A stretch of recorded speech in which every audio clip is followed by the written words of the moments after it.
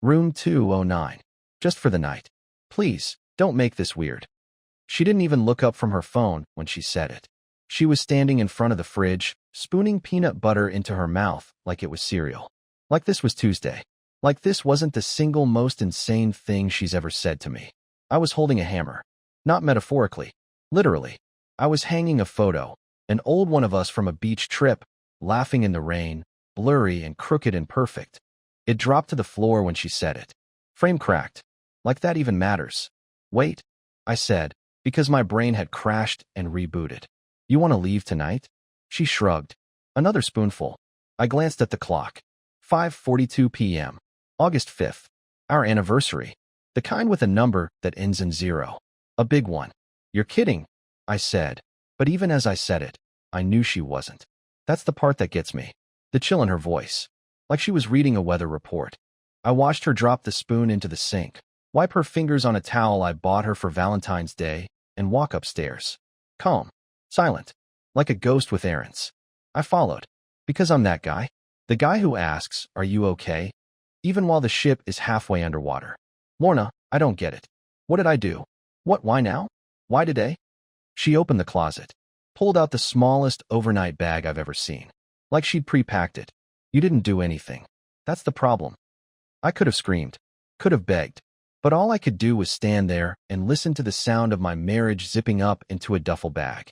Room 209. At the Alderfield Suites. I Googled it after she left. It's not even a hotel. It's more like one of those upscale, extended stay places with a weird smell and sad beige carpets. She left at 6:12 p.m. By 6:25, I was still standing in the hallway like a mannequin in a crime scene. Here's where it gets strange. At 6:31 p.m., I got a notification. Lorna has paused location sharing with you. She's never done that before. Ever. Not even when she went to that yoga retreat where they took your phones at the door. And then it hit me like a gut punch. This wasn't about space. This was already planned. And I was just the idiot holding a broken frame and a hammer, trying to fix something that had already been taken off the wall. I didn't go after her right away. That's what makes this worse, I think. That I waited. That I tried to respect her space. That I sat there in the hallway for over an hour, obsessively replaying the sound of her car pulling out of the driveway like it was a final sentence. The house felt abandoned the second she left. Too quiet. Like something vital had been unplugged and nothing was humming anymore. At 7:10 p.m., I poured a glass of wine I didn't want and stared at the wall across from me like it might offer answers. I must have looked insane. Just a man in a hoodie, barefoot, sipping Cabernet while the last 6 years of his life slowly collapsed in invisible increments. I kept checking my phone for some kind of message. Anything. I'm safe. I just need time. Even screw you. But there was nothing. Just that cold message from earlier. Lorna has paused location sharing with you. That's when I noticed something strange. The Airbnb app on our shared tablet. We never used it much, but I had it logged in from a trip 2 years ago. I opened it on a whim. I don't know why. And there it was, a confirmed reservation for Alderfield Suites, room 209, one night. Booked 3 days ago. Not even under her name. Under her work email. Her work email. It was stupid to go. But I went. I told myself I wouldn't do anything dramatic. I just wanted to see. Maybe I imagined all of this. Maybe she really did just need air. Or maybe there'd be some innocent explanation, and I'd drive home embarrassed and call myself paranoid. That's the story I clung to during the drive. Alderfield Suites sat on the edge of a dying strip mall near the industrial side of town. One of those buildings that pretends to be elegant but smells like carpet glue and air freshener that's working too hard. I walked past the front desk like I belonged there, heart hammering like a jackrabbit, and took the elevator to the second floor. I stood outside room 209 for 4 full minutes. Just stood there, listening. But the walls were thick, and I couldn't hear anything. Not voices. Not laughter. Not even movement. For one beautiful, delusional second, I thought the room might be empty. But then the door clicked. Not opened. Just clicked. Like someone inside had looked through the peephole and was debating what to do next. I panicked and walked away fast, heart in my throat. I took the stairs down instead of the elevator. Got in my car. Drove around the block twice. Told myself to go home. But curiosity is a nasty, stubborn disease. On the third loop, I parked in the far lot, got out, and walked the back hallway to the side entrance. I didn't knock. I didn't call. I didn't even breathe loud. I just waited. Waited to see if the door would open again. If someone would come out. If she'd show her face, step into the hallway, and give me some clue about the version of her I was clearly never meant to meet. And then it happened. The door opened just enough to reveal a man's hand holding it. Not hers. His.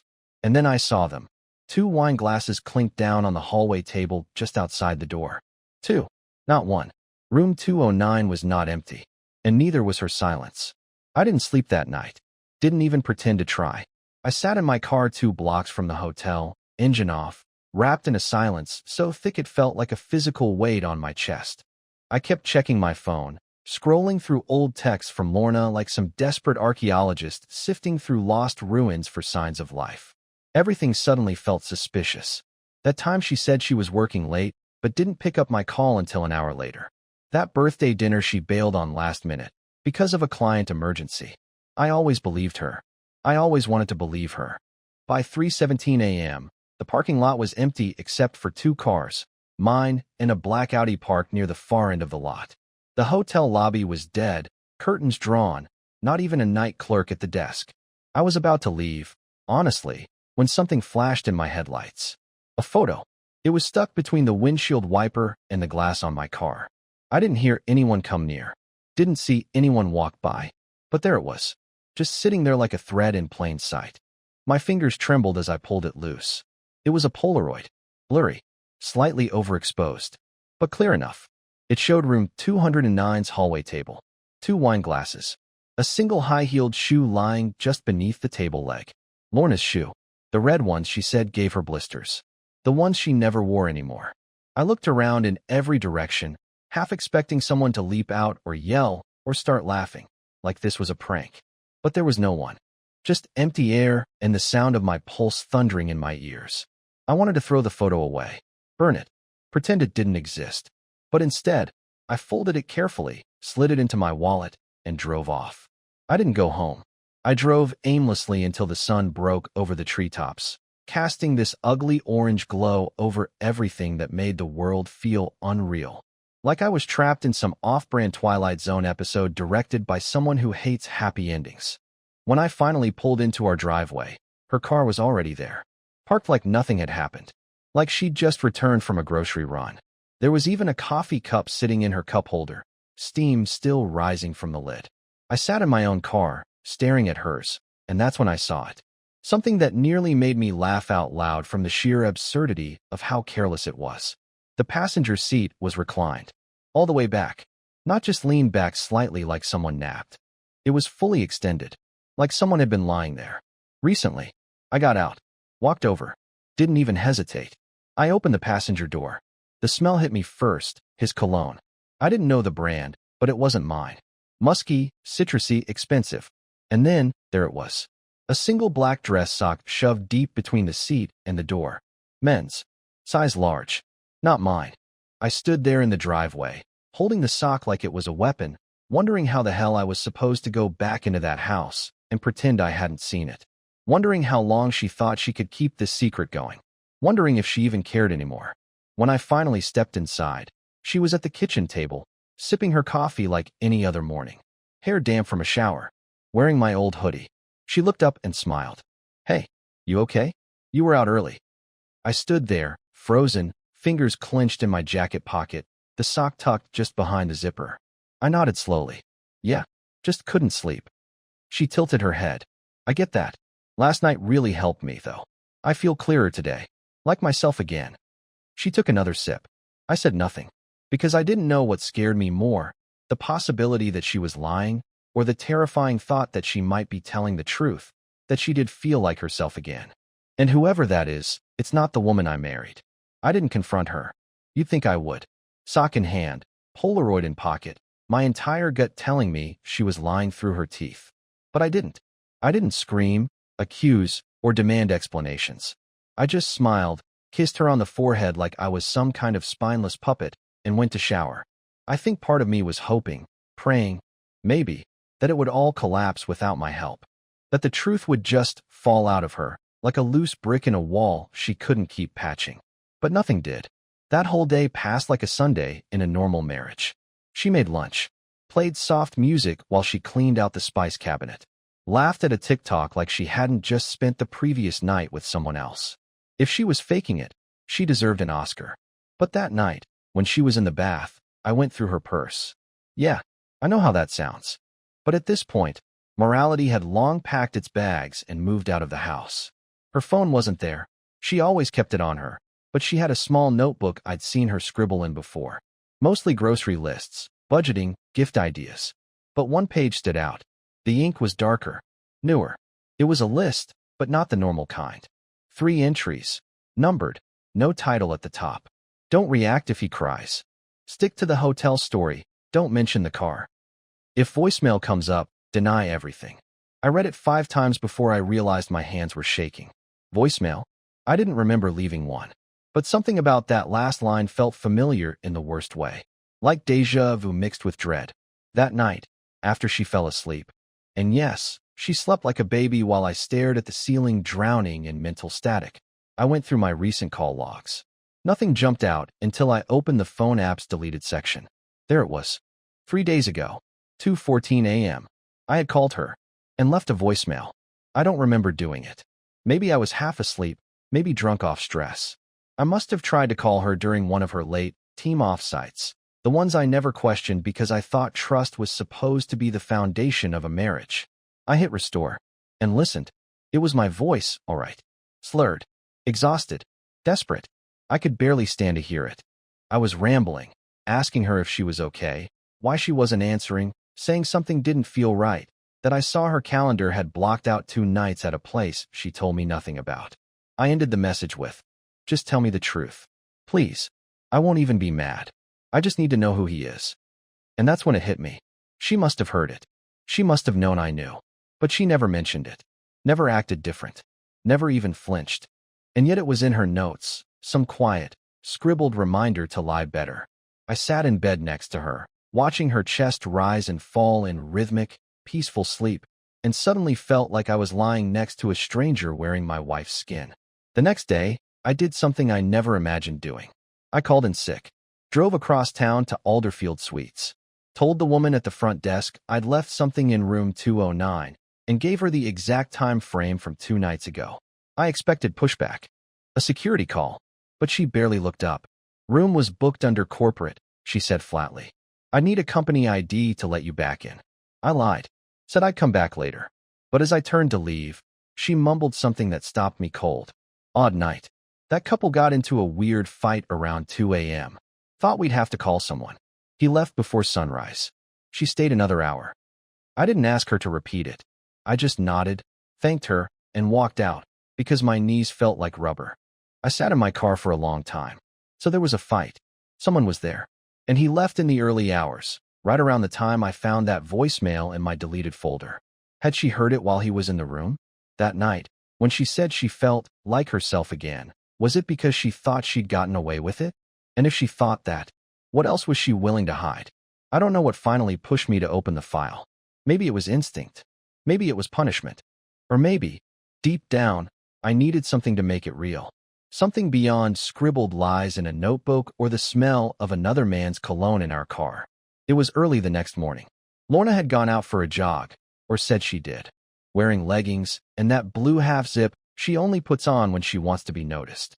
She left her laptop open, carelessly, almost like a dare. She rarely used that laptop.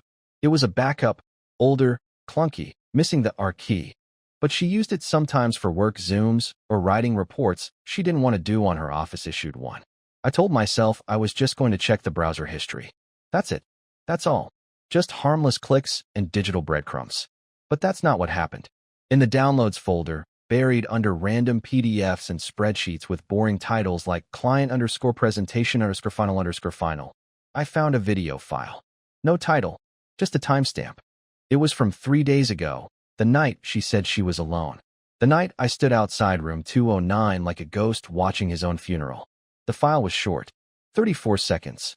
The thumbnail showed nothing but dim lighting. I hovered over it for a long time, unsure if I should even watch. But I clicked. I had to. There was no other way forward anymore. The video began with shaky footage, like it had been filmed quickly, maybe by accident. A hotel room. The Alderfield, Unmistakably, same beige walls, same cheap art print of a sailboat on the wall. The camera was aimed too low to see faces, but it caught enough. A wine bottle on the nightstand. A man's hand reaching across the bed. Laughter, not hers, not his. Not together, but staggered, slightly out of sync. Drunken, then a voice. Hers, but not like how she sounds around me. Around me, she's always composed, patient, sometimes a little cold, always in control. In this video, her voice was airy, almost breathless. A version of Lorna I'd never met, never even imagined. Stop filming, she giggled. You're such a... The video cut out mid-sentence. That was it. 34 seconds. No face. No names. But it didn't matter. I knew that voice. I knew that laugh. I knew how she curled her fingers when she was about to say something flirtatious. And I saw those same fingers trailing a wine glass in the corner of the frame. And worst of all, I knew exactly what it meant. She wasn't even trying to hide it anymore. She must have recorded it herself. Maybe on his phone. Maybe sent it. Maybe saved it. Who knows? Maybe she forgot to delete it. Or maybe she wanted to keep it. I sat there in the half-lit room, staring at the paused video screen, her voice still echoing in my head. Not because it was shocking, but because she sounded happy. Genuinely happy. Like I hadn't heard her sound in months. Maybe years. The front door opened. Her keys hit the hook like always. Shoes off, breath a little too fast for a light jog. I closed the laptop. Didn't delete the file. Didn't move it. Just closed it and walked into the kitchen like nothing had happened. She smiled at me, skin still flushed from the cold. Good morning, she said. Sleep okay? I nodded. Swallowed something sharp and sour in my throat. Yeah, I was just going through some old files. She didn't blink. Didn't ask which ones. Didn't even glance toward the living room. That's when I knew for sure. She wasn't worried because she thought I'd never look. Because the version of me she remembers, the one she thought I still was, never would have. But that man is gone.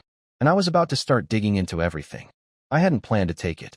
The envelope was just sitting there, barely tucked under a stack of mail on the entryway table.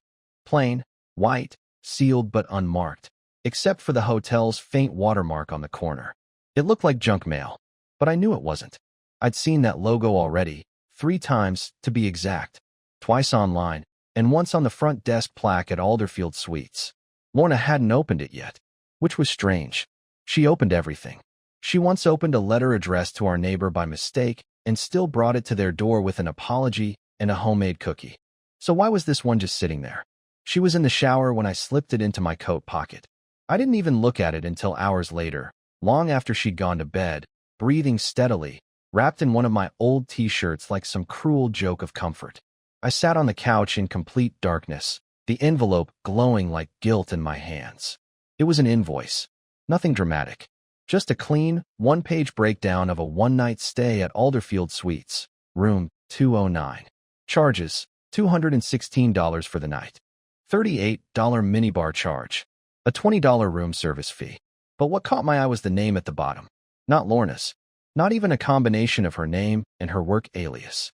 No, the room had been paid for by someone else. Jasper Linfield.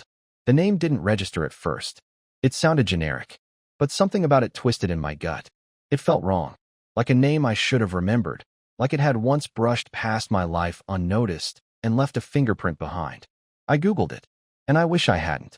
Jasper Linfield was one of Lorna's old grad school friends. Not close, at least not according to the story she told. Just someone she used to study with during her master's program. But I remembered the name for one reason. A single time, 2 years ago, she'd received a late-night text from him while we were watching a movie. The name had flashed across her screen before she quickly swiped it away. When I asked who it was, she brushed it off. Just someone from the old thesis group. Jasper's harmless. He lives out of state. Out of state. Right. Only now, according to a quick search, Jasper Linfield had taken a new job 2 months ago, right here in our city. Consulting firm. Office downtown. 5 blocks from her building. I stared at the name at the bottom of the invoice, and suddenly everything started clicking together like magnets that had been held apart for too long. The late meetings. The paused location sharing. The way she started wearing perfume again on Thursdays. The Thursday wine glasses in room 209. And most damning of all, the fact that she never once mentioned he was in town. I went back to her calendar. the shared one we barely used except for dinner plans and doctor's appointments. But in the private events section, buried behind vague titles and three-letter acronyms, there were multiple blocks labeled J. Linfield over the past month. No locations, no context, just the name, like she hadn't even tried to disguise it. I stared at the entries for a long time, heart thudding in slow, mechanical beats. This wasn't just a slip-up. This wasn't a one-night mistake or a moment of weakness. This was ongoing, planned, rehearsed, coordinated. She wasn't lying to me. She was living a second life beneath mine. That realization hit harder than any evidence ever could. Because I could fight a lie. I could yell, break something, leave. But how do you fight someone who's already replaced the version of you in her world? I didn't sleep that night. I couldn't. I sat on the living room floor, lights off, Jasper Linfield's name echoing through my head like a curse. I imagined him, his face, his voice, the kind of stories he told her that made her laugh the way she hadn't laughed with me in months. I imagined them together in that hotel room, not as a fling, but as a ritual. Familiar, comfortable, like I'd already been edited out of the picture. And as the sky began to change colors outside our window, as Lorna stirred upstairs and the world pretended to be normal again, I made a decision. I was going to meet Jasper Linfield. Not for a confrontation. Not yet. But I needed to look him in the eyes. I needed to see what she saw in him, and if he even knew I existed. Because sometimes, the worst part isn't being cheated on. It's realizing you're not even part of the equation anymore. I didn't go in like a man with a plan. I didn't storm into his office, slam a photo on the table, or demand answers like some movie husband. I just showed up. Quiet. Observant. The way someone does when they're no longer looking for justice. Just clarity. Jasper Linfield worked in one of those glass and marble buildings downtown, where everyone wears smartwatches and uses words like synergy without irony. I waited until lunch hour and followed the stream of professionals into the atrium like I belonged there. There was a coffee shop built into the corner of the lobby. Clean. Overpriced. Perfect. I picked a seat near the window, ordered something bitter, and watched the elevator bank like a man studying a crime scene. It didn't take long. He walked out alone, phone in hand, wearing a navy blazer with no tie. Calm. Relaxed. The kind of man who doesn't know, or doesn't care, that someone is tracking his movements like a hunter in a suit. I'd seen pictures online, but in person, he looked exactly how I'd feared. Not better looking than me. Not taller. Not funnier or more interesting or charismatic. Just simpler. Like the version of a man you pick when you want less risk. Less mess. Less memory. I waited until he was in line behind two other people before I got up and casually joined the line beside him. I didn't say my name. Didn't introduce myself. Just looked over and said, "Hey, is this place always this crowded?" He glanced up, smiled politely. "Unfortunately, yeah. The price of being directly under 5 consulting firms." We made idle chat. The weather. The weird art on the cafe walls. He was friendly, disarming, completely unaware, which told me something I wasn't expecting. He didn't know. Or at least, he didn't know it was me. After a few more pleasantries, we sat at separate tables. But something about his energy changed, as if a part of him had caught on to something. Maybe in my tone, maybe in the way I kept glancing over. Or maybe guilt has a scent only the guilty can smell. He pulled out his phone, glanced at something, then looked up again and froze. It was subtle, a 1-second hitch in his eyes, but I caught it. He recognized me. Not from before. Not from memory. He recognized me from her phone. There it was. The crack in the performance. He got up to leave, muttering something about being late for a call, coffee untouched. I followed. Calmly. No words. Just watched as he walked toward the elevator, then turned sharply and ducked into the stairwell instead. He was running. Not fast. Not dramatically. But he was getting away. And he was afraid. I didn't chase him. There was no point. He'd said everything without saying a word. Back in my car, the silence was thick. I sat there gripping the steering wheel, not in rage, but in something colder. A new kind of clarity. Jasper hadn't been the one seducing her. He was being used. Because that kind of fear, that wasn't the fear of a man caught cheating. That was the fear of a man who thought he was safe. Which meant Lorna never told him I existed. Never mentioned she was married. No, I mean she erased me completely. I wasn't just a neglected husband. I had become a ghost. That night, I didn't speak to her. I didn't mention where I went or what I did. I just sat across from her at dinner, watching her chew pasta like nothing was wrong, listening to her talk about a new project at work, all while imagining how many times she must have laughed with him this same way. How many lies she built using my words and my silence. She kissed me goodnight, said she loved me, said we should go on a weekend trip soon, somewhere with mountains. I nodded, said nothing, and as she drifted off to sleep, peaceful and oblivious, I opened my laptop and began writing something I never thought I'd have to write. My goodbye, but not to her. Not yet. I needed to leave this house, but I wasn't leaving quietly. Not without making sure every part of her second life collapsed before I walked out the door. She always said I didn't finish things, that I'd start a project and let it die on the kitchen table. Half-built shelves, incomplete novels, dreams with jagged edges. So maybe that's why finishing this felt like the most important thing I'd ever do. But I didn't finish it in anger. Not the way I thought I would. Not the way a lesser version of me, the version she expected, might have. I finished it with something sharper than rage. Clarity. The day after I saw Jasper, I spent the entire morning packing. Not in a dramatic flurry, not with broken dishes or shouted ultimatums. Just quietly, deliberately. I boxed up clothes, kept only what mattered, took a few photos, and left everything else behind like a snake shedding old skin. I wrote a letter, not a cruel one, not even an accusatory one. Just the truth. For the first time in years, I gave her the one thing she'd never given me: honesty. I wrote, "You asked for a night without me. What you really meant was a life without me. You just didn't know how to say it out loud. So I'll say it for both of us. You're free now. And so am I." I didn't mention Jasper, or room 209, or the sock, or the Polaroid. She would figure it out eventually. Or maybe she already had. Maybe she knew the game was up and just kept going anyway, hoping I'd keep playing along. But I don't play pretend anymore. I left the letter on the kitchen table, right where the photo of us used to hang. The one that shattered the night this all began. I didn't replace it. Didn't need to. Some things are better left unfixed. I left the house at 11:14 a.m., a minute before the world could convince me to stay. I drove nowhere in particular. Windows down. Music on. No plans, no destination. Just the warm feeling of a life beginning again. It's strange. The peace that comes after the storm isn't loud. It doesn't arrive like a trumpet blast or a movie climax. It's quiet, gentle, like waking up from a nightmare and realizing the door was never locked, and you were never truly trapped. You just had to be brave enough to open it. I rented a small apartment by the lake. 1 bedroom, lightwood floors, a coffee maker that works when it wants to. It's nothing special, but it's mine. Every corner of it belongs to the man I am now. A man who finally remembered how it feels to choose himself. I see friends again. I laugh again. I don't check her location anymore. I don't look over my shoulder or wonder who's on the other end of a message. The noise is gone. The guessing is gone. I am alone, and I have never been more whole. Funny thing is, it took losing everything to realize I hadn't been living. I'd been surviving, shrinking, apologizing for being too soft, too sensitive, too much. And now I write again.